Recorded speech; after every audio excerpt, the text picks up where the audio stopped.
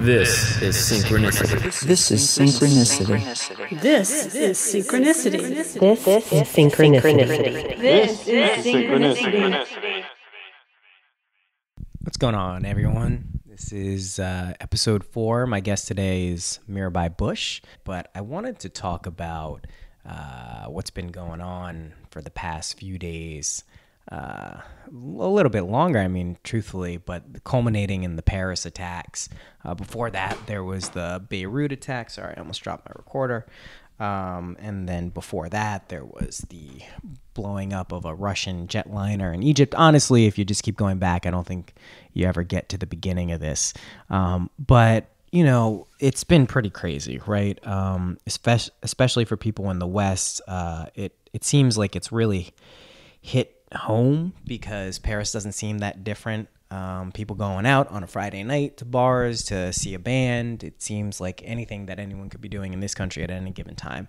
And then you have, on the heels of that, ISIS, ISIL, Daesh, whatever they're called, taking responsibility and encouraging people to, follow up on it, and other planned attacks in D.C.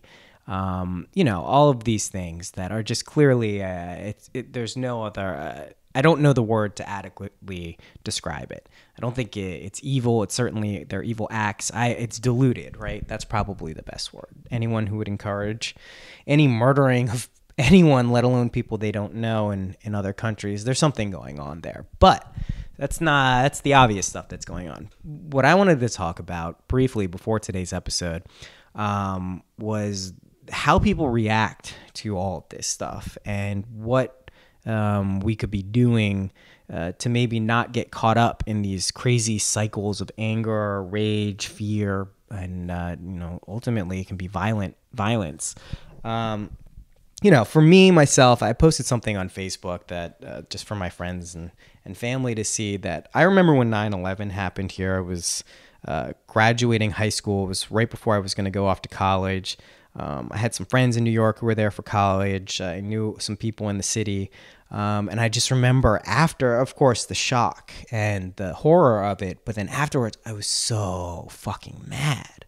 I was so mad at somebody. I didn't know who, but them, right? Terrorists, people over there, them, not me.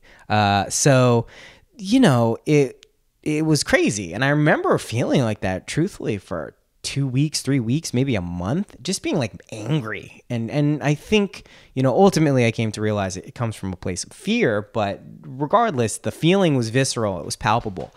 Since then, one thing I've tried to do, and I wish I could say I was able to apply this to other aspects of my life, but at least when it comes to terrorism and global catastrophes that are brought on by human beings, not natural disasters, is really try to consciously take a step back and, not get caught up, really make an effort not to get caught up in the reactions that are so easy to get caught up in, saying, fuck these people, let's shoot them all, let's bomb them. Basically anything Donald Trump would say, anything along those lines, how to not get caught up in that. Because what's funny about Donald Trump is when you watch him, you see all of these bombastic things, and a lot of people identify with that. But for those of us who can see it as either a game or just he looks like a fool, like that's what we all look like when we get caught up in those types of feelings. So, I don't like looking like that. I don't like looking like a fool. So I try to avoid getting caught up in these cycles of rage and anger,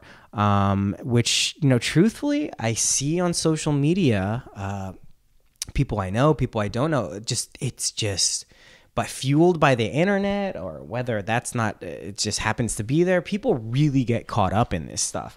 And, it's one of those things where you got to take a step back. So that's my little spiel on all that. The other thing you can do is you can honestly try to the only thing you can do in these situations, I mean, if you're motivated to go seek action in some other way, like actively go help somewhere with something, by all means, I'm not telling you not to pursue it. But for me, the type of person I am, who I know I am, what I try to do is really just start with myself. That's the way you enact change in the world. It's the only thing that I've actually ever found affects my world and our connected world is if I can work on myself and my reactions and how I am and how I am to people, trying to be a little bit kinder and more compassionate, that cumulatively, obviously, if everyone did that, everything would be great. So start with yourself. That's the only other really tangible piece of information I have. And I start with myself, but I still get mad and I still get angry and I still do fucked up shit. So it's not that when you don't live up to some ideal of perfection that you get frustrated. You do what Sharon Salzberg says to do. Just begin again. That's all you have to do. All right. So now moving into my podcast with Mirabai. Mirabai Bush is the co-founder of the Mind in Life. Wait, I don't want to fuck this up. It's Contemplative Mind in Life. I got to get this right. I am actually going to Google it while here. I should know it. She is she's a co-founder of the Center for Contemplative Mind in Society. I was adding life. I don't know why, but that's what one of her many roles. She also sits on the board of the Love Serve Remember Foundation, which is Ram Dass's foundation. And her guru, she has a guru, is Neem Karoli Baba. So the other thing I want to get into, this is finally, you're getting a long intro. The other ones have been so short and so sweet. Now I'm finally giving you a real intro.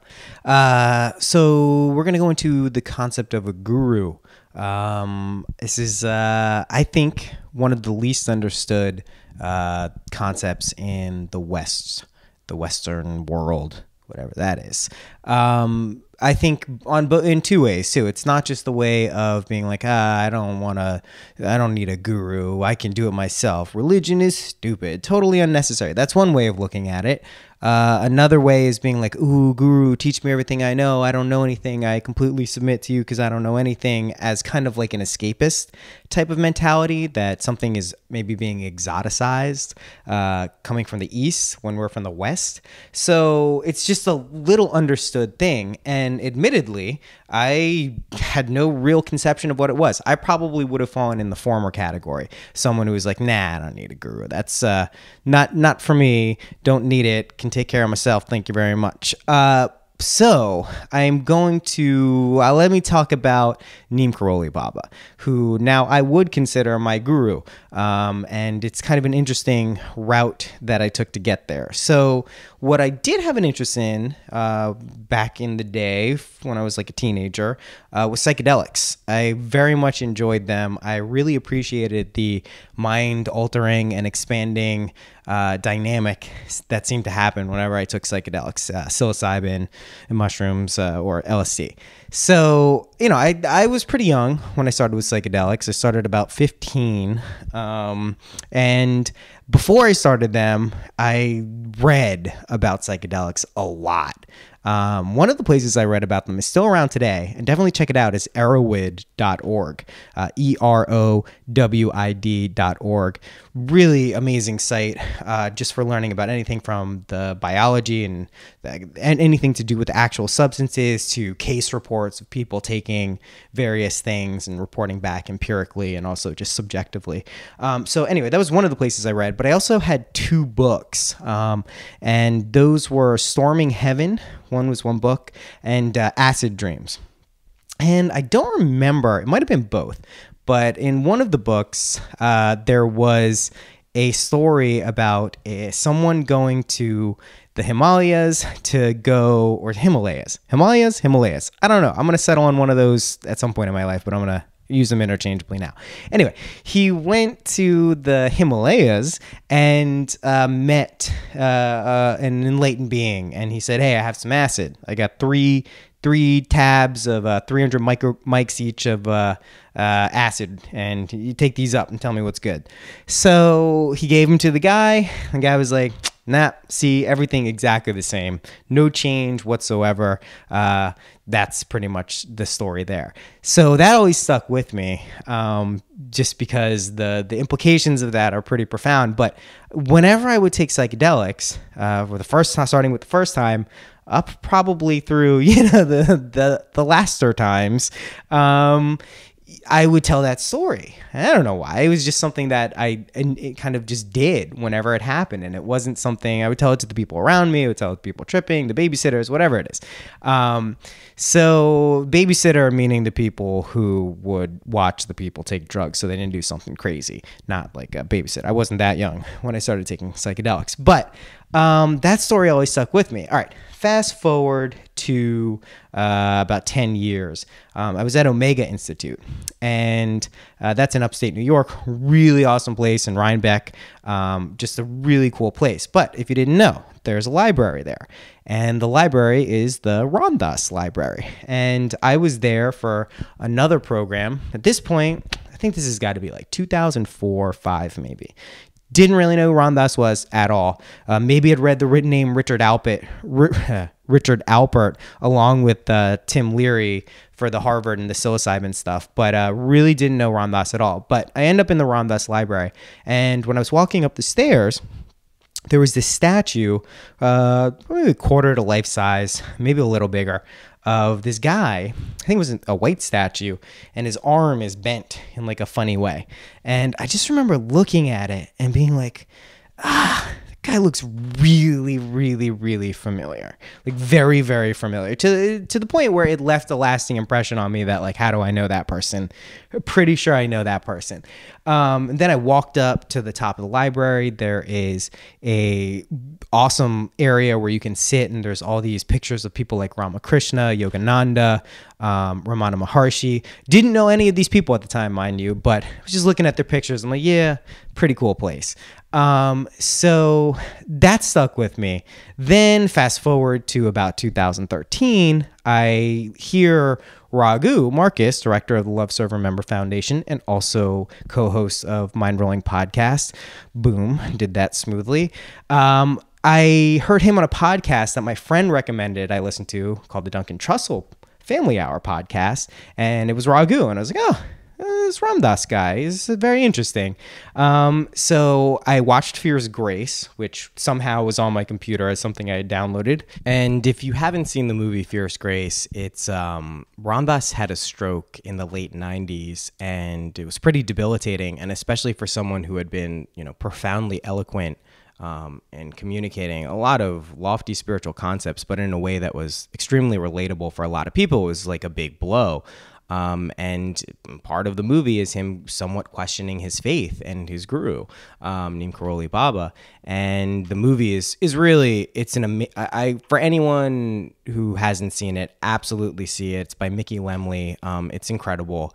I was watching it and I was like, I was in tears at a point. I was just like, wow, this is incredibly moving. So I was watching that. And then after that, I set up a Skype, because at the time you could do these one-to-one Skypes with Ram Dass. So I set up a Skype for one evening, and the evening eventually came, and I was continuing to work with the foundation.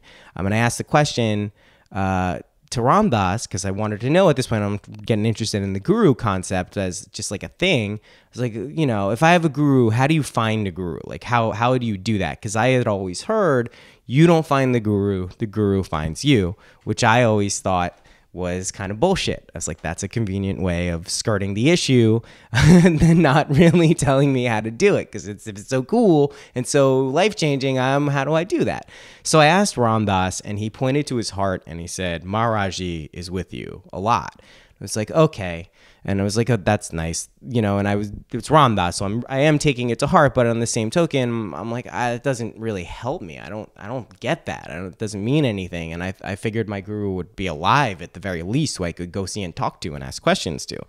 So move forward about a year and a half. My wife and I go to the Open Your Heart in Paradise retreat on Maui in 2013. This is a retreat that is one of the best experiences of my life. I've been twice. It's absolutely incredible. Maui itself is just like a magical place. If you haven't been and you go, you'll immediately know what I'm talking about. And also there's teachers like Ram Dass, Jack Kornfield, Trudy Goodman. This year there's Sharon Salzberg. There's just so many, like that combined with Maui, you just really get these transformative, practices and teachings on things that like, help you, like little tips and, things you can do to make your life a little more manageable. And, we know life is filled with suffering, but how to relate to that and how to be more present. Anyway, so during the retreat, they have these afternoon programs, and Nina Rao, who is Christian As's manager, and also she plays the finger cymbals in his band. Also, best cymbals player I've ever seen, ever. And I mean this, I went to a music school. Her timing and it's insane. Like her double time, when she goes into double time, when the songs really get going, it's incredible. But anyway, I hadn't heard her really to this point. And I smoked a joint before kirtan, because it's pretty much what I do. And I went in and sat in lotus position because it seemed appropriate. And as soon as she started chanting the Hanuman Chalisa, Shri Guru Cha, as soon as it started, I got this immediately overwhelming experience of seeing in my mind a monkey kneeling at a throne. And I had been working with Love Serve at this point for a year or so, maybe a little longer, a year and a half. And I knew, certain things about Neem Karoli Baba, like understood that he was Maharaj, he was Ram Dass's guru, but I didn't really get the whole thing. But anyway, I'm seeing this monkey, and it's overwhelming to the point where like I still have conscious and rational thought. I'm like, okay, what the fuck is this? I'm gonna make this go away now. I'm trying to enjoy what I'm doing here. It was like if I pushed it out of my mind, it was like someone would just go and push it back on, or something was doing that. So I'm doing all these experiments. I'm like, okay, I'm gonna not think about it now for this long. At a certain point, I just gave in. Okay, what is this? I'm examining it. She did 11 Hanuman Chalisas, so it's about an hour and a half. Each one takes about 10 minutes or so. And during this time period, I'm just trying to deal with what I'm going on. It's not an unpleasant experience at all, but it's just like kind of weird. And then at some point during the Chalisas, tears start coming down my face. I'm not crying. I'm not, ecstatic or anything, but it just starts happening. And I'm like, oh gosh, I hope people don't think I'm a weirdo. But that's what was happening. Subsequently, whenever I was at the retreat and would hear the Hanuman Chalisa, it would be like an involuntary response. And it was weird, but that's just what would happen. So then after the Chalisas, I look up and I see there's a picture of Neem Karoli Baba, and I go, okay, you know what? This is the guy I'm now realizing. When I was in the Ram Dass library a while ago, before I even knew who Ram Dass was, this is the guy the statue that I thought I knew. Like, for sure. He's in the same posture. Like, oh my God. Then I realized, you know what? This is the guy who I was reading about in the book, who was given acid by a guy who was Richard Lampert and Ram Dass. And I've been telling that story every single time I've taken psychedelics, since the first time I've taken psychedelics. And so I'm like, okay, this is getting pretty weird. And at that point, I'm just like, oh my God, like now I'm working with all of these people. Here I am. We're talking about all of these love and what Neem Karoli Baba embodied and what his practices were. Love everyone, serve everyone, remember God, whatever your conception of God is. And I'm like, okay, like I get it. Those three things clicked all at once for me. And I'm like, okay, this is who my guru is. And I never in a million years would have thought that I would have said I had a guru in any way, shape, or form.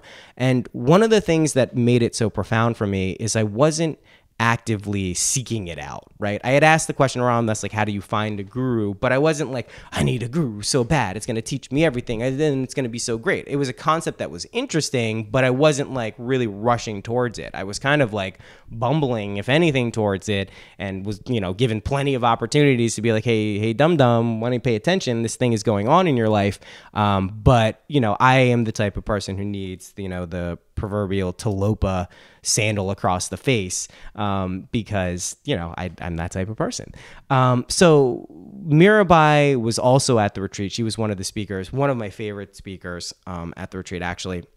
she's on the podcast today. But I'd be remiss if I didn't point out there's a new book called Love Everyone, which is essentially a recap of Neem Karoli Baba seen through the eyes of the Westerners who went and saw him. And many of them have stories not dissimilar to my own, although they met him in person. You know, a lot of these people weren't actively looking for some guy and some being to be like, you're my guru. Like, a lot of them were like, oh, Ram Dass's story himself, famously, he was like bothered right before he was going to meet him that he was going to have to go rub some guy's feet. Like, what the fuck?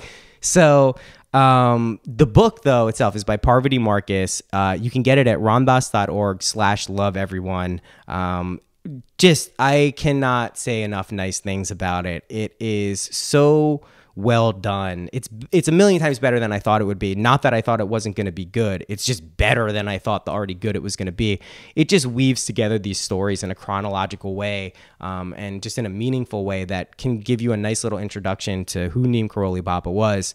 Neem Karoli Baba, another popular culture tie-in, is Steve Jobs famously went to go see him after reading Be Here Now, got sick and missed him. Maharajah died, I think, in 1973, and he just missed him. And that was one of the, Steve Jobs had really tried to go there. And then most recently, Mark Zuckerberg, I think Steve Jobs told Mark Zuckerberg to go there to the ashram in Kenchi, and he went for a couple days, and there was a little story about that. Now apparently the place is blowing up and everyone's trying to get there, the tech guru. But that's not really what it's about. It's just to show you that there's stuff going on that we don't always see, but definitely pick up that book. And so today, Mirabai is so freaking awesome, and she is lovely, just one of my favorite people to sit down and talk with. She's taught contemplative practices to some really interesting groups like the military, Google, ex-gang members, lawyers, like people who she has some really interesting experiences that she talks about teaching and some of these practices and tools to people like that and organizations like that. She also was there in the 70s with Maharajahs, so has some very cool stories from back then. So yeah, without further ado, won't ramble on anymore. Here is the podcast with Mirabai Bush.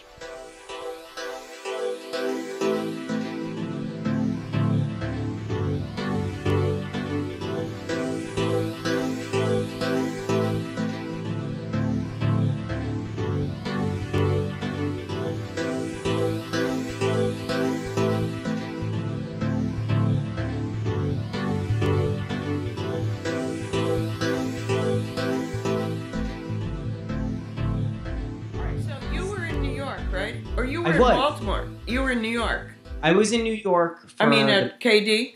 For KD's thing. Yeah, I was there this weekend. I didn't see you. Yeah. I think I saw you, went to go say hi, then get dragged off by like 3 other people. And then when I turned around, you weren't there and my mom wanted to go. So I got it. Yeah, I know, you know how it goes. It was like the hub right in the middle pew section. It was just like so much stuff going on. But yeah, no, I had a blast. That was really awesome. How'd your mom like it? My mom really liked it. She really wasn't into any of this stuff, but then purchased some perk on Indiegogo for the NPN thing, and then got one of the things in all the books she got was the Krishnadas DVD. So I guess they watched that, her and my stepdad, and then she's like, I can't get the Hanuman Chalisa out of my head. I'm like, no. I was like, all right. Okay, now I get it. So she was really happy. She was bummed he didn't do the Hanuman Chalisa, and I was like, don't worry, you'll hear it eventually. It again. Yeah, but she had a really good time, and it's nice that she's into that stuff now. She's more into like the southern. She really is into Buddhism. She's been seeing Sharon in DC for 20 years. Oh, yeah, really? A really long time. Yeah, and she also is into the shamanic stuff in South America, like the ayahuasca stuff. So, but she's now getting into a little bit of bhakti stuff, so not so bad. All right, so yeah, we'll use some of this file and I'll just edit it, but we can start now. So I had all of these questions prepared before, and then I got this in the mail yesterday. I got 2 copies actually, because I pre-ordered and got one. I think Roger sent me one. I think me too.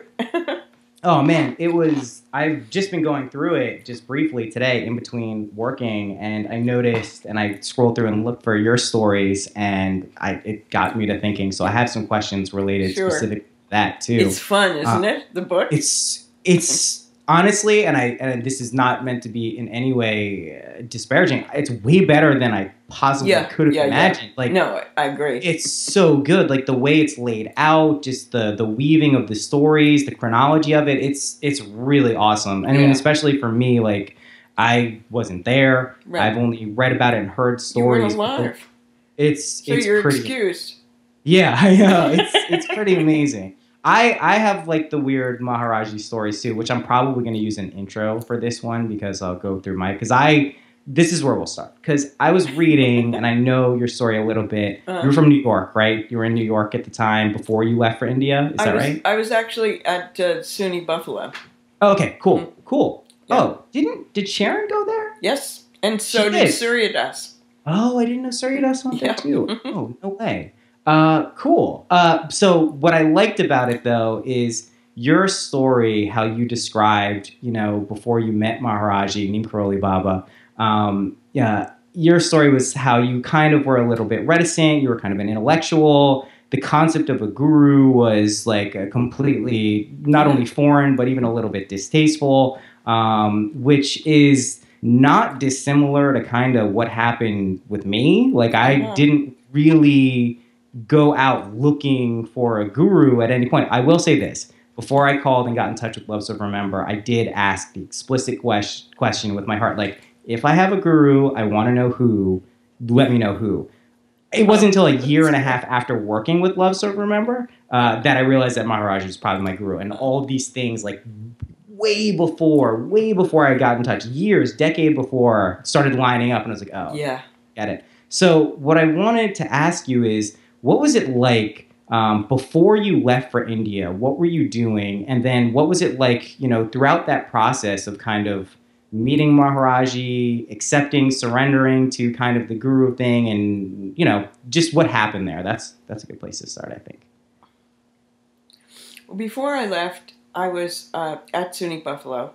I was teaching English. I was in the 4th year of my PhD, so I was teaching English. That's how I met Surya Das, because one of his roommates was one of my students. It was the time, I was in graduate school from 67 to 70. So this was a time of a lot of civil rights activity, a lot of anti-war activity, and I was really involved in both of those. And many things happened. It was just, it's hard to appreciate and remember just what a radical time that was. Yeah. I've had to go back and search online to find, see what people wrote about that time, but it was really intense. And the FBI was following us around, and the police took over the campus, and it was almost impossible to teach. And I was teaching a class that was majority African American, because there had been this big initiative after Martin Luther King died.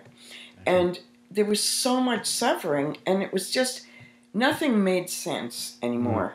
So, and I had taken a lot of psychedelics also through, pretty much everybody on the campus was doing it then, including the faculty.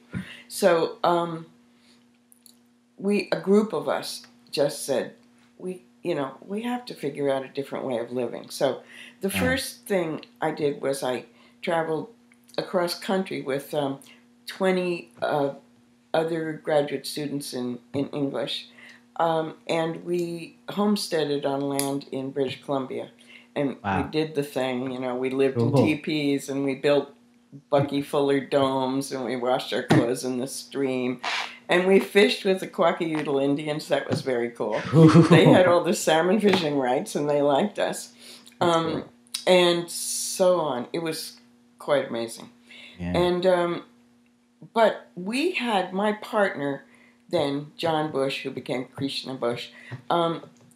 We had talked about going to India before we left Buffalo. I didn't know anything about India, but we had this two friends had gone there and come back, and they told us something about Buddhism, and so we had in mind that would be one of the things we could do to try to figure out life. Right. And so we, after, I can't remember, some months on the commune, we decided we'd just go off and do this trip and then come back to it. Okay. And then we traveled overland through Europe and the Middle East and India. And I always say it was so amazing then. We could travel through the former Yugoslavia, Turkey, Iran, Afghanistan, Pakistan, and into India. And it was totally peaceful everywhere. Yeah, no one's making that trip now. That's not a trip that people would take. People took us into their houses and into their mosques and churches and temples and fed us. It was really so amazing. And then I got to India. And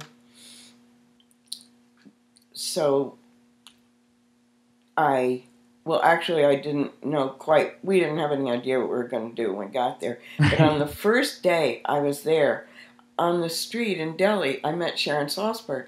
Oh, no way. She was, I hadn't known her at Buffalo. She was an undergraduate and I was teaching. So she told me, we figured out there weren't very many Westerners in India. Yeah. So she told me about this course that was being taught by Goenka. And so I figured, well, we're in India. I guess we ought to learn to meditate. I had never meditated. I had never sat down and crossed my legs. I'd read a lot of books, but I once met Allen Ginsberg, but I had not meditated. Not the same exactly. So I went, and that was this famous retreat, the first meditation retreat taught specifically for Westerners in India. It was taught by Goenka, and it was 10 days long, and we didn't really have any idea what we were getting into. We thought, learn meditation. The way people talk about mindfulness now. Sit for 15 minutes and breathe in and breathe out. It was 10 days from 5 a.m. till 10 p.m. every day in silence.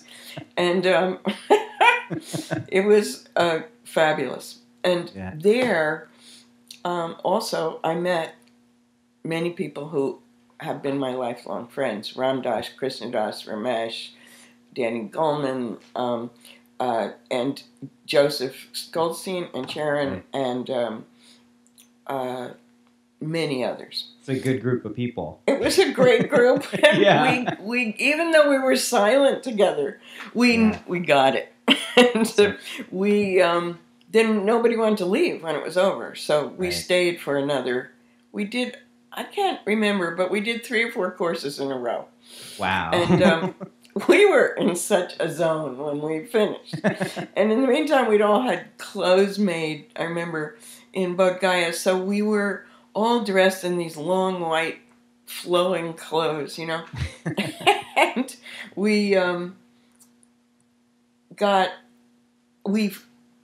so Ramdas had promised, you probably know the story, Ramdas had promised that he was going to meet Swami Muktananda in Delhi. And so a group of us, not everyone at the course, but a smaller group of us decided to go with him. And on the way, Danny Goleman, who had snuck out of the monastery during the course because he wanted to see the Cooma Mela that was in just gathering. It's like, what is that? It's a gathering. The big one's every 16 years, but it's actually the largest gathering of humans, I think, in the world. Yeah. Wow. And it's a gathering of all holy men, yogis, and sadhus and teachers in India, and then also all kinds of pilgrims. And everybody comes to there. Wow. It's in different places, but this year it was in Allahabad where these 3 sacred rivers come together. And people bathe. It's very auspicious. And so and it was over by the time we got out of the course, but Danny had been there during it, and wanted us to just see the play. Of course, the place was amazing.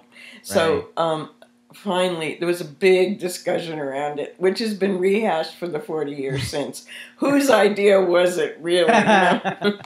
And so we had we'd contracted with this bus driver who some of us had been on this bus part of the time coming overland. We later found out this guy was Italian, and he had this incredible Mercedes bus, and very comfortable, and everything else that was all broken down. Right. And so we called him Gino, and he came and got us on the bus. But we later found out that the bus was all like there was a separation between the outside of the bus and the inside lining of the bus, and he'd been smuggling hash back and forth in this bus, but we didn't know it at the time. Right at the time. And so we arrived in Allahabad, and that was what I wrote about there, about seeing Maharaji for the first time. And as others have expressed, you know, it was just totally outside my experience. I was becoming more than rational by doing all this meditation. I was beginning to appreciate a different way of knowing. But I was totally unprepared for anything like this. And and I just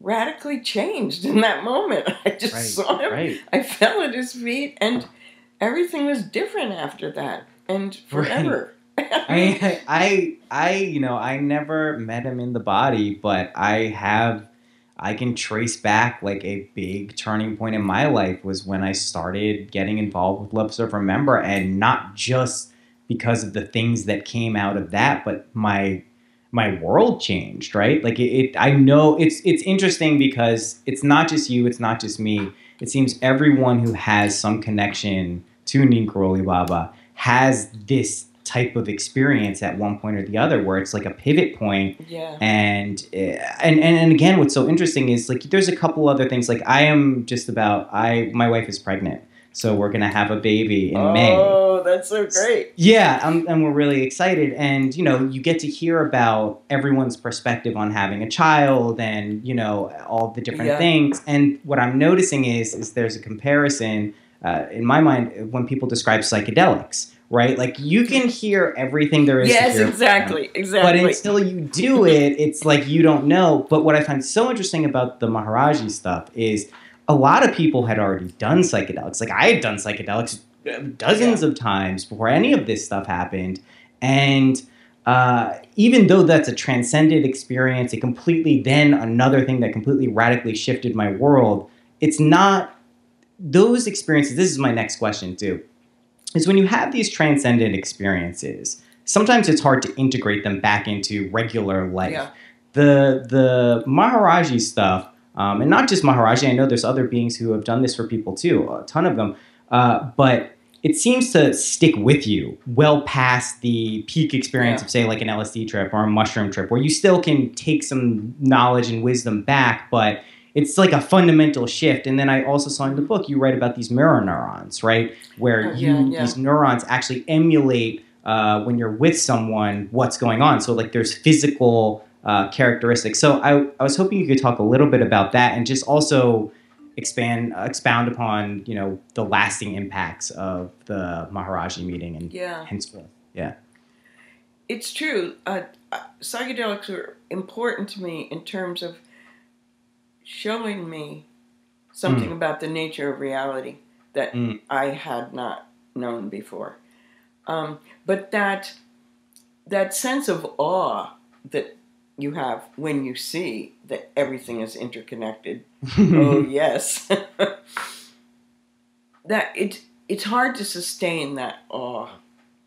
Well, what Maharaji seemed to have done to us was he opened our hearts. And so, of course, all of this, you have to keep doing what you know to do in order to deepen into it, or even to sustain the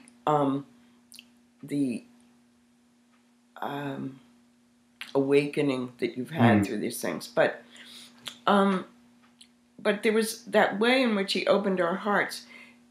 It seemed that never changed for me. Right. And I mean, it's not that I'm loving in every single no, moment. I get it. Definitely, it's definitely been like a major motivating, and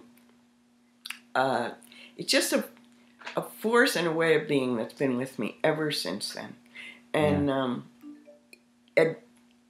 more easy to access it sometimes than others, but it has kept growing without question. And you can see that in Ram Dass, of course. I mean, clearly, I mean, he has just become love. It's nuts. I know. Amazing. I mean, and anyone can follow, like, there's talks from him from the 70s and subsequent, and you can see his transition physically. And now, I mean, while physically, not in the greatest of shape, but you can see in his eyes, and just when you're around him physically, you can sense it. It's clear. And, it's like a conduit. He's like a conduit for it. I mean, it's incredible. For me, it's the real statement of what, the potential of the Guru, creating in us. And we all, carry it in different ways. But Ram Dass has really embodied it.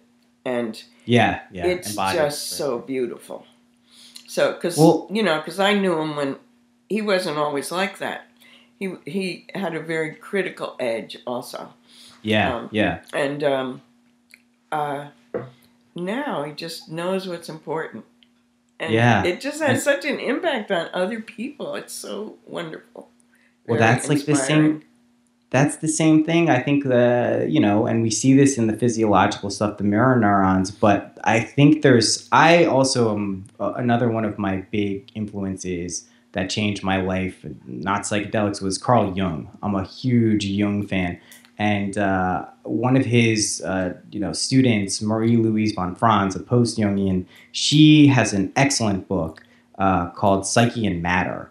And it is fundamentally the crux of it, and it goes into things like numbers and gematria and all of these mystical divination things like the I Ching. But the crux of the book is essentially that our inner states and our psyche can affect external reality, which is, in a very tangible way too, not some esoteric like, oh, you're a happy person, things get happy around you, but in the same way what you're describing when you're around Ram Dass or you're around Neem Karoli Baba, and you feel physically change. And that line in the book, I forget who said it, but I think it was Larry Brilliant, when you were around Maharaji, it's not that you were loved, it's that you loved everyone. That, to me, I mean, that's something that I think when anyone experiences that in any facet of life, at least for me, this is what it was like for me. When I experienced for the first time, the second thought after that is, how do we get everyone to feel like this? How can we really make this a state where everyone's coming from?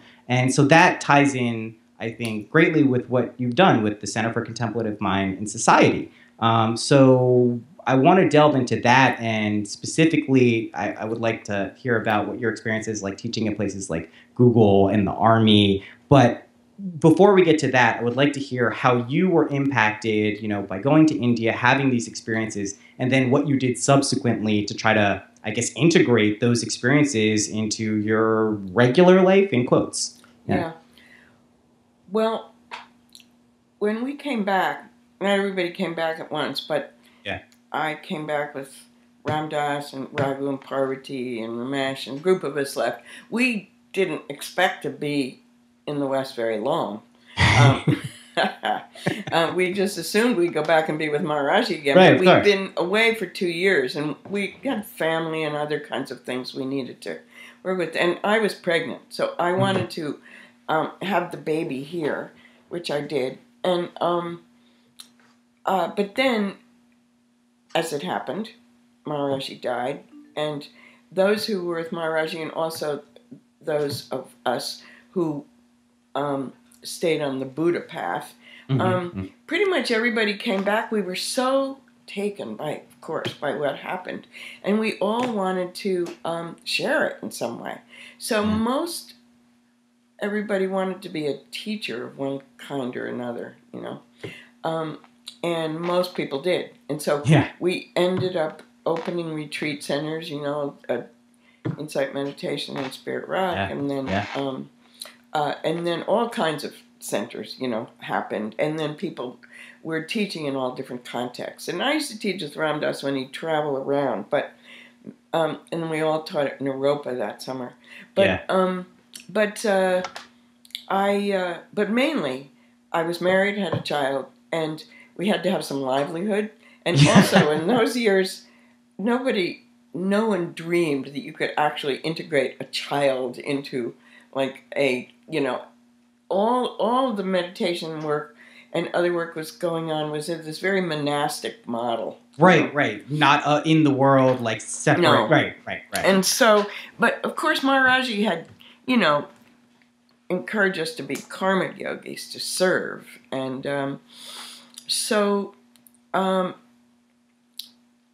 the first thing I did with John then was we started a business. We needed some money. Yeah. So we started a business, and it was like essence New Age business, you know. This was at a time, which is also kind of amazing. There was no spiritual paraphernalia. None. There were it's hard to imagine now. It's hard to imagine. Really? That didn't. No. Yeah. There were certainly like no special clothes. You couldn't buy a yoga mat or a zafu. You couldn't, and you certainly couldn't buy all the doodads, you know, that are around now. But but there were spiritual bookstores, and so we did this. I won't go into it. It's the whole thing. We silk screen these mandalas from all the different sacred traditions on clear plastic with a sticky back, and people put them on their windows and on their, I mean, every car window of anybody under 30 had one of these on their cars. And so we did that for some time, and then actually we silk screened a rainbow, so we called it the universal symbol of peace and harmony. And it completely took off. It was like the icon for that period. You know? Wow. And we were in 10,000 stores. So, and we didn't know anything about business, and we had hired our friends and friends of friends, and it was a whole thing. So after that was over, but what I was doing there, what I was most interested in, was bringing practices and awareness into a working situation. We're all working all the time. Right. So like the idea to me of like, you know, saving your spiritual practice for that 1 hour you might have when you weren't working, just, it didn't make sense. So we did all the things that later have grown into this whole crazy movement that's going on. Yeah. But, you know, we had silence at the beginning of meetings, and we always sat on the floor anyhow. We didn't, like, I remember when we came back, it was like, we'd been back from India about 4 years, I think. Yeah. And we moved into, and we'd been living in these group situations all the time.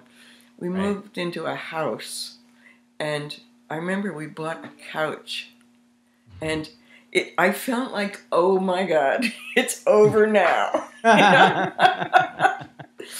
We weren't into furniture, you know. That's amazing.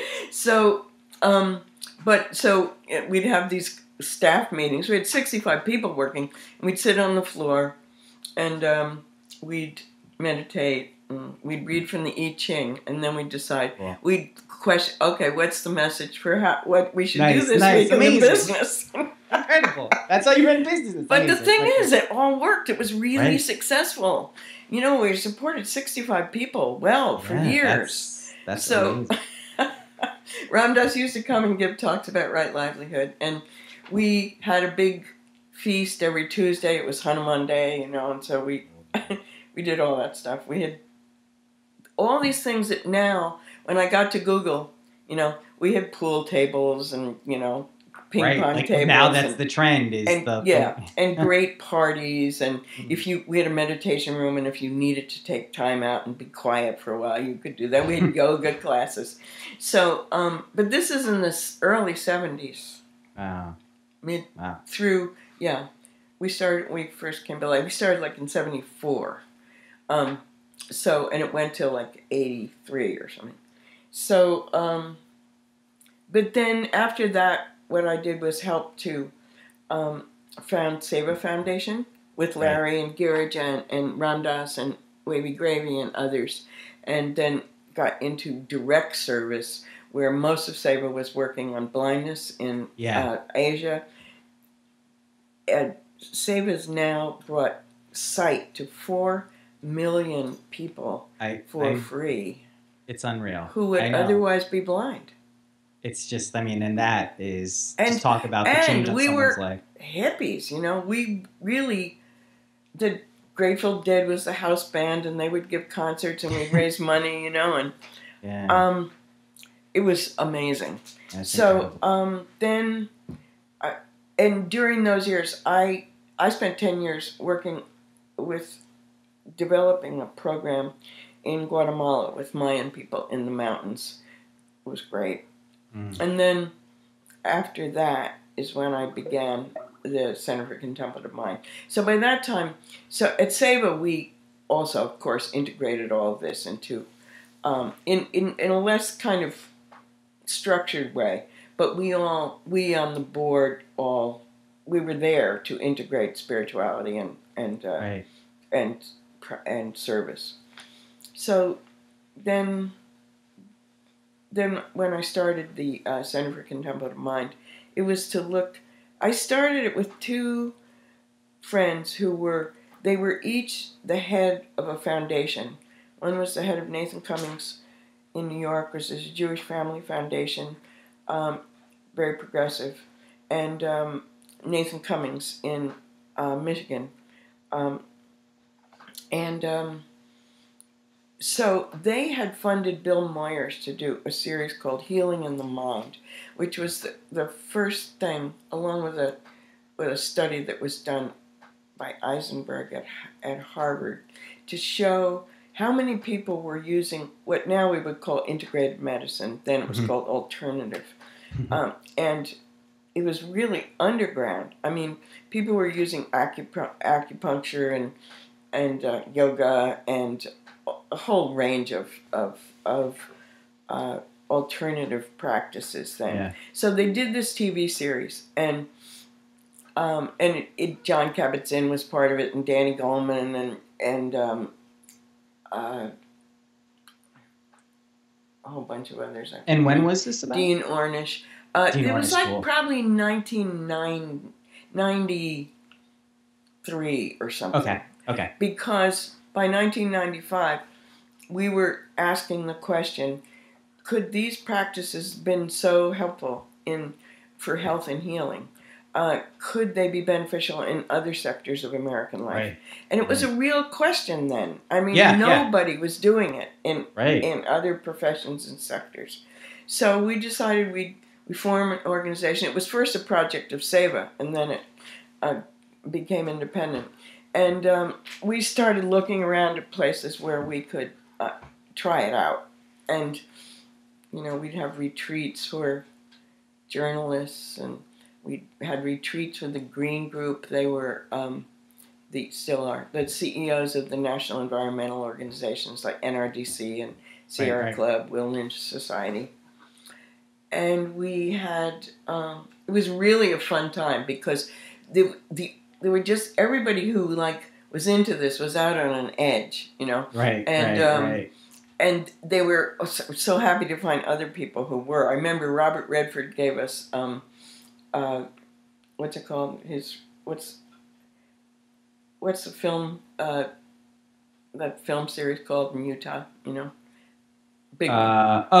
The Sundance? Yeah, Sundance. Well, he has a resort also called Sundance. Right, cool. And so he gave us part of that, so we could give this retreat for the Green Group because it was so far out, you know. Yeah.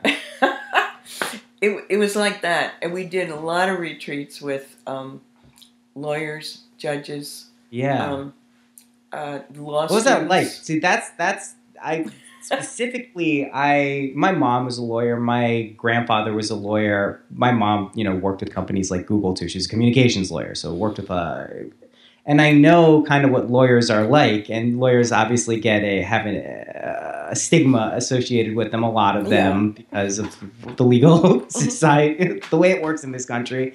What's it like when you go in, and I mean, how do you approach that? Like, let's say you're going into a law firm and you're working with a group of lawyers, and I assume they're probably really stressed out and dealing with a lot of stuff nonstop, like a lot of my lawyer friends. How do you go in and, like, what do you teach them, number one, and, like, how do you approach it? Yeah. Well, it's a really good question because each group, and this is true for everybody, but it was so clear for us in those years, because each group we were working with was so different. And everybody's stressed, but they all had a different way of, like, framing how they saw their lives. Their language was different. Their culture was just really different. So you had to figure out not only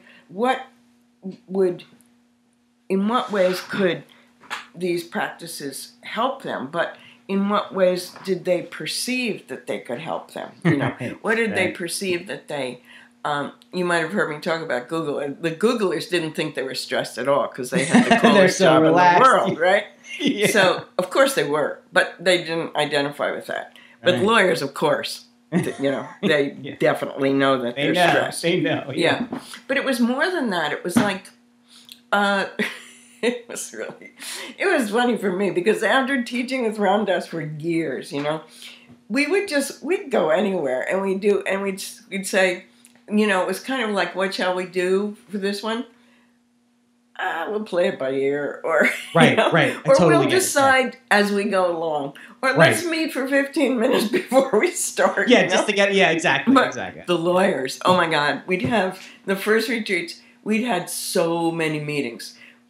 We had a committee of lawyers, and they would talk forever about, like, well, is it better to have 8 people or 10 people in a small logistics, group? And well, what question should be the guiding question? I said, I think we should let it emerge out of what we see is happening once we get there.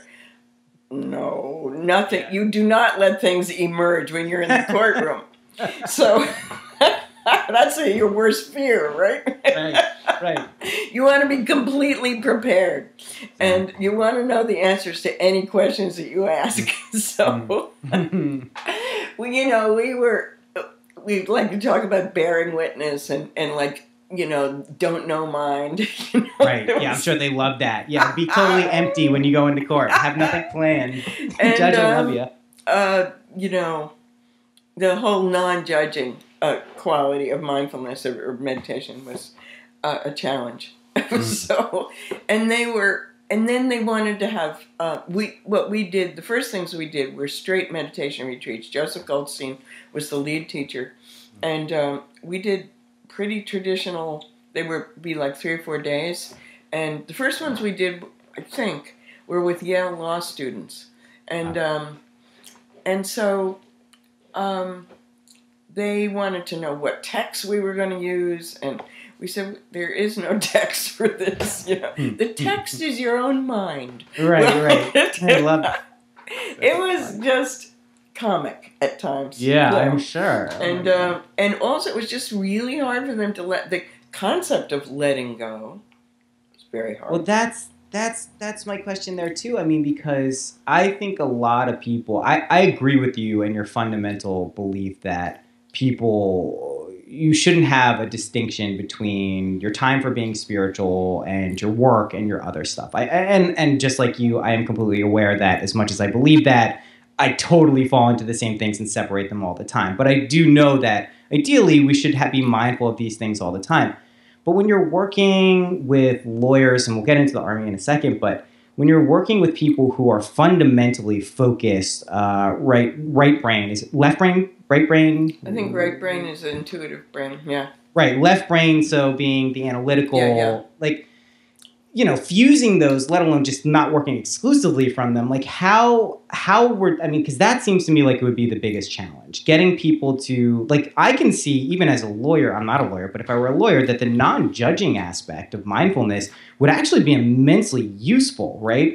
But it sounds like when you're a lawyer that is a completely useless thing. Exactly. Yeah, like Lots of, you know, well, the main thing was to get people to practice. Mm-hmm. Because once they began to put all the talk ahead of time, you know, so they wanted a text. They wanted some Plato text. Right. You know, so we did a lot of things in the first planning where we said, okay, because we realized they'd know after a while. So we let them figure out every 5 minutes of the 4 days, you know, and then of course it didn't. And I mean, it's not like I don't think you should have plans, and it really, with Ramdas, it really was that we just knew. We've been doing it for 30 years, you know, we knew it. But, you know, I am actually working on an agenda right now for something that's coming up. Yeah. So it's basic rule of any kind of community organizing is start where people are.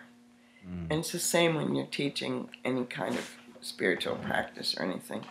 So we would, you know, get a sense of where they were. I mean, like we started with lawyers because there were so many lawyers on our board and they had friends and they wanted to do it that way. So, you know, we knew among us, we knew pretty well how people were thinking. We started with the Yale law students because there was this one of the early meetings, and they were sitting around there saying, "We've got to influence the profession of law." Right. You know, they were all lawyers, and so how are we going to do it? So they said, and Charlie Halpern was like, he likes to think big. You know, he said, "We'll start with the Supreme Court." And a Breyer, I think, does actually meditate. Wow. So he said he had heard that, and he said, and he had gone to Yale Law School, and so he thought he could get in there and talk. Right. Then anyhow, it became clear, and this was before even some of the most conservative judges were on. But so then it became clear we were not going to do that. So then they started thinking, well, managing partners of firms, you know.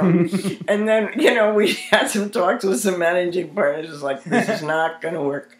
So then, anyhow, we kept going down and down. And then we said, well, you know, the law school. But then they started remembering what it was like to be in law school. And they said, we've got to have first year students. That's the only ones we're ever going to really affect. But as it turned out, we had a mixed group of students. Cool. But things like, you know, we would teach mindful listening, which we didn't have to make too big a case, as it were, to convince them that they needed to listen better. They knew that. But what happened was we did this, deep listening, mindful listening. You're in silence, you're listening to the other person, you're watching what comes into your own mind, you're letting it go, and bringing your awareness back to what the person's saying over and over, and then you process later. After it, I remember this one student said, we said, okay, any comments, what happened? Oh my God, he said, I had no idea. He said, we've been learning a certain kind of listening for being being litigators in the courtroom setting, and so we're listening for the weakness in the other person's argument, and we're ready to attack. And he said, I realized that I've been listening to my girlfriend that way. I've been listening to my professors that way. I've been listening to everybody that way. He said, I totally didn't know there's like different kinds of listening for different settings. So great moments like that would happen in every different with every different group, you know. Yeah. The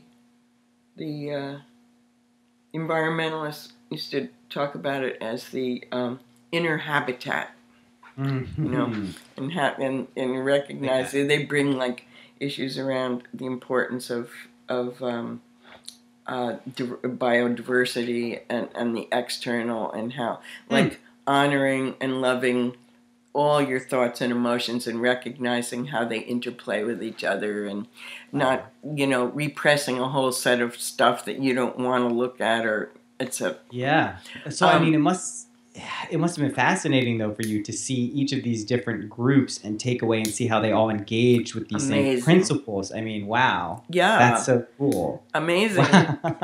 That's really awesome. What about the Army? I need to know about the Army, because that, to me, I mean, that is the first place. It's such a juxtaposition. And I've had this conversation with Raghu, with David, with a lot of other friends about, you know, whether these mindfulness techniques or even the McMindfulness stuff can be kind of co-opted by Wall Street people, Army people, make them better killers, fighters.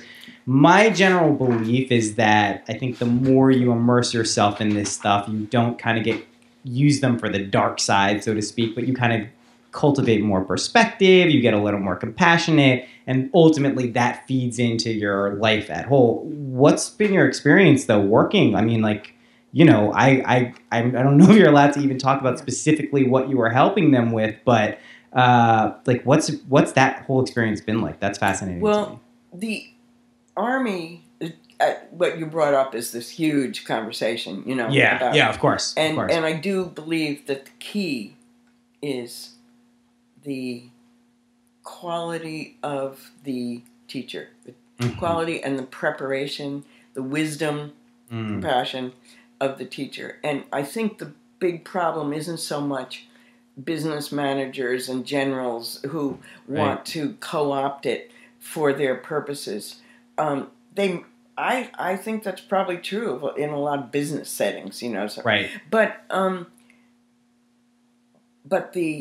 if the people who are teaching the practice have, you know, a deepened awareness, teach it well, are there when the students or the participants are like want to talk about it.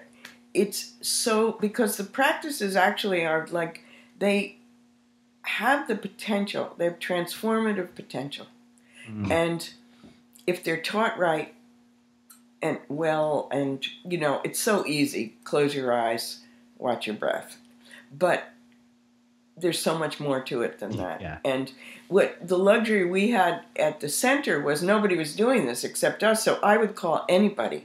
You know, and they were all old friends anyhow, but, you know, I could call Joseph or Norman Fisher or lots of great teachers, and they'd come and do this. And so we never saw any of that McMindful stuff, because of course, here were these people in the presence of these wonderful teachers, you know, and they didn't all like keep meditating, I'm sure, but they had an experience of a different way of being, and it sticks with you. That's a big part of that answer, if there is an answer to that other question. But in the Army, Norman worked with me on the Army thing too. But we were approached by to work with caregivers in the Army who are chaplains and medics. Gotcha. Okay. So, and they were burning out. They had a whole vocabulary like everybody else, but they had lost resilience. So somebody who was a chaplain had learned meditation from Larry Rosenberg in Cambridge, and he got it. And he said, this could be really helpful, I think. So, and then at first it was like, he called me up. I said, you're who? You know, like, what? And then I remembered that, but it was a fascinating conversation. What I realized was so much suffering, and this was 2008, so this is right in the heart of that, Iraq-Afghan situation. So, oh my God, there is one chaplain in the Army for every 1,000 soldiers. Oh my God. That is... So the stories of the vicarious trauma that the caregivers go through. Right. I mean, soldiers maybe like once or twice during a deployment are like in the presence of somebody getting hit by an IUD. But these guys are with it every single day. That's their job. So they were really... hearing about that suffering just softened my heart. Then I remember. Then he said, "Well, can we talk again on Wednesday?" I said, "Sure. What time?" 1:30. He said, "Okay, I'll see you there." And he hung up. And I said, "Oh my God, they're coming here." So this is the Center for Contemplative Mind in Northampton. I said, "He's coming. He didn't even ask how to get here." And then someone in the office said, "Mirabai, they found Baghdad.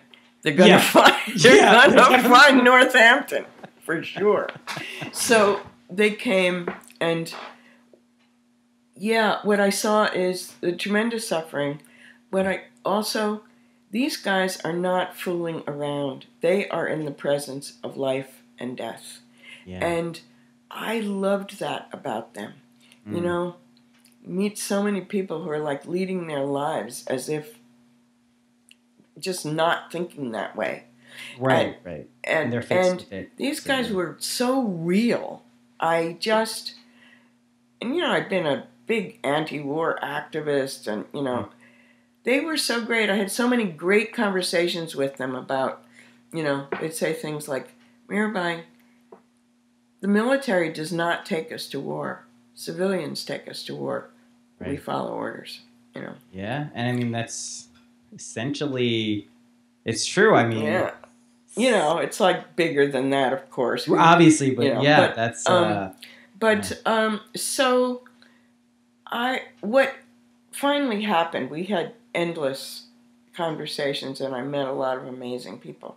And then what we finally did was, we were going to have a small conversation of about 6 or 8 people. I thought I'd bring a couple of meditation teachers and a couple of the researchers just getting going then. So I thought I could bring Richie and someone else to talk with a couple of people in the Army about what the field looks like and what might be possible. But the timing was so that as soon as the word got out that we were going to do this, I mean, people from seemed to me like every part of the Army called him and asked if they could be there. So there were people from Walter Reed and the other hospitals. There were people from the traumatic head injury division. There were people. The chief of chaplains came. People involved in training of all different kinds. People in the Department of Defense at the Pentagon. It was crazy. So and every day he'd call and say, "Can we have one more person at this?" So then we realized it had to be a different kind of thing. So we ended up giving this big colloquium at the National Cathedral in Washington. Cool. And they all, these days, they all wear camouflage all the time. Like when those guys first showed up in our office, it was like, oh my God. When I realized there's a camouflage, if you wear it in the jungle or in the desert, maybe it works. But if you wear it in Northampton, it has the opposite effect. It makes you stand out, But anyhow, they all the time, they wear these camouflage and then those boots on the ground. Yep. I live in Silver Spring, Maryland, so we're right outside of D.C. So I hear the jets constantly flying about. Like it's a very military. Walter Reed's 5 minutes away. It is. So I'm a little more used to it, but I always thought it was ironic that the camouflage. Right, if you're in the jungle, if you're in the dunes, it's good. But here, it's totally the opposite. Exactly. I thought the same thing. So they all came, and then who did I bring? Cliff Sarin, who's he's at UC Davis, and he's doing the testing and on the Shamatha project, which was people meditating for 3 months. He's great, and Norman came, and Sharon Salzberg came, and what's his name from John Kabat, who was running John Kabat-Zinn's scene, then Saki Santarelli, and anyhow, so it had researchers. The head of neuroscience at Stanford called me up one day and said, "Could I come?" It was like I couldn't believe this was happening. Wow. So we got there. All these people were there, and we also had someone who was into something called Christian Insight, which is basically Vipassana for Christians. You know, Okay. I mean, and because of course most of the chaplains are Christian, almost all of them, Right. and so chaplains and medics, and it was so amazing. First, they kind of framed it with their story about all this suffering, and people were being sent back for 4th and 5th deployments, and it's been a really, really horrible war period. It's so fucked up. Yeah. So, anyhow, they told their story to frame it, and then people from various parts of the military presented. And then I asked, I was facilitating. And then I asked people, Liz Stanley, who's a person who's running one of the projects for Marines. She was a person who was career military, 9th generation military family, had got some form of PTSD, I think this was Sharon also, but anyhow, she learned to meditate, and then she decided to go to Burma. She went to Burma for a year and took robes. You know, you can do that in Southeast Asia. You can be a nun or a monk for some time and then leave. It's not a lifetime commitment. So, I didn't know. Yeah. So she took robes for a year, and then she came back, and she wanted to integrate these two things. She's teaching international service strategy at Georgetown, and so she put together a program that basically taught meditation to Marines, and I was on her board for a while. It was amazing, and so all these people presented. The amazing thing about the day was that most of the people in that room never thought they'd be in a room with other people who were in that room. You know, they were totally the other. You know, right. And That's why it's so fascinating. Yeah, and so everybody was literally on the edge of their seats. You know, if you've ever seen the Dalai Lama when he's listening to somebody, he's like he moves up in his chair and then he leans forward. Yeah. Well, that's what the whole place felt like that day. Some people are actually doing it. It was amazing. People, you know, how often in a scene like that, you kind of know what everybody's going to say before they say it. There's a little of this and that that's kind of exciting, but mostly you know because of who they are, and they've all written and spoken, and you know. Right. This day, people had no idea what was going to be said. It was really wild, and they didn't ask us to lead any meditation, just talk about it. But the way that both Norman and Sharon spoke about meditation, they kind of dropped into the space, you know, and they'd say things. Yeah. And so when you are bringing your awareness just to one place, you begin to become calm and quiet, you know. And it was like, the whole room was like, it was calm and quiet, so amazing. And then at the end of it, the chief of chaplains came up and he said, well, now we've done, and there have been many tears during the day, military tears as well as others. And at the end of the day, he said, now we have one more thing to do. I said, okay. He said, Mirabai, we want to award you this coin. And, you know, the military gives coins. It's like before you get a medal, you get a coin. And this coin said, for being strong, steady, and valuing unity over self. I said, wow. Not bad. That's a good point. That's a good point.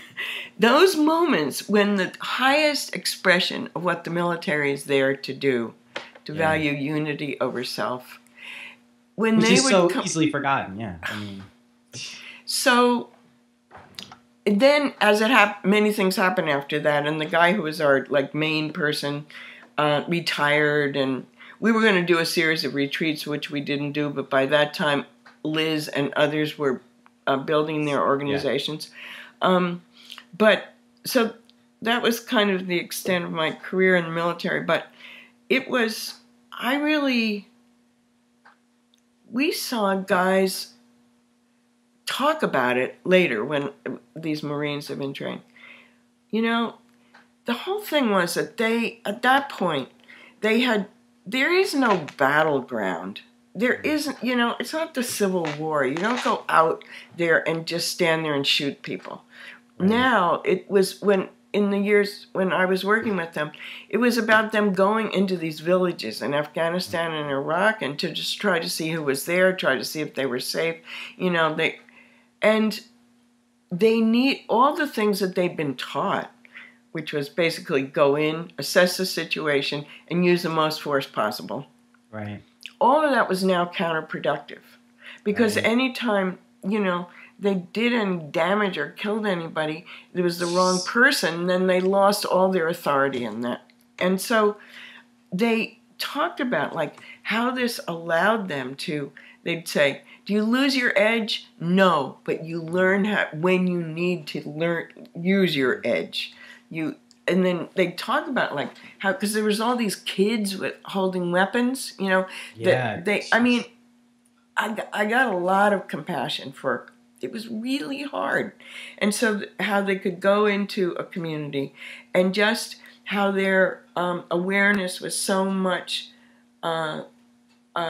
more mindful, how they were, they could look and they learned to pay attention to small gestures on people's part that might mean they had a weapon or not. Yeah.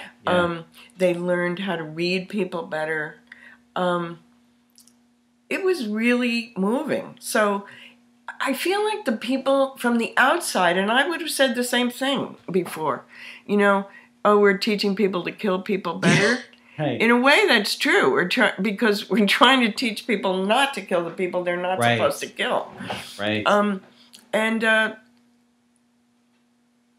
It was all different, and I feel like a lot of the people who first, particularly the ones who jumped in to criticize, had never been in those situations. They weren't even in the situation I was in of listening to the suffering. Yeah, I mean, it's just a good reminder too that the us versus them kind of paradigm is usually, it's almost never productive. It's just not the reality of the situation. So when we fall into that, and I mean, we're in political season right now. It's the easiest thing to fall into in so many ways, from the Koch brothers to, just take your pick, whatever side you're on. It's really easy. So I think that's awesome that the experience ended up being a unifying kind of shared space. All of this is the best thing about all this work. It happens to me over and over. I went to Chicago to work with these ex-gang leaders. They'd all murdered people.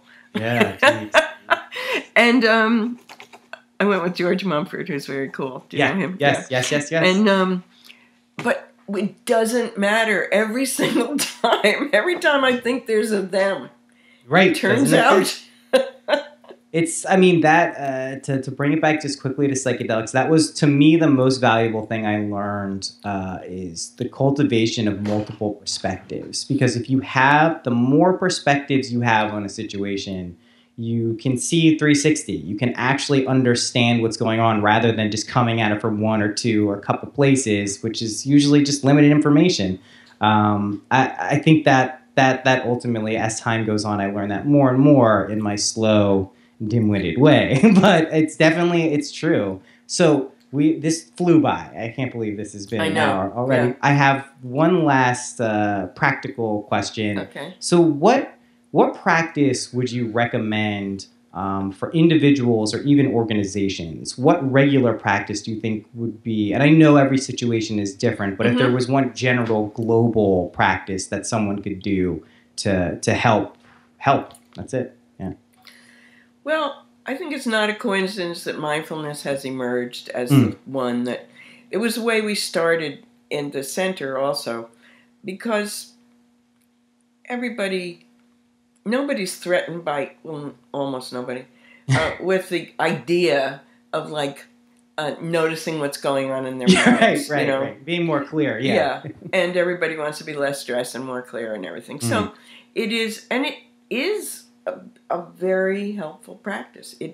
The beginning has to be a slowing, a calming, quieting, stabilizing of the mind before we really can see things in a different way.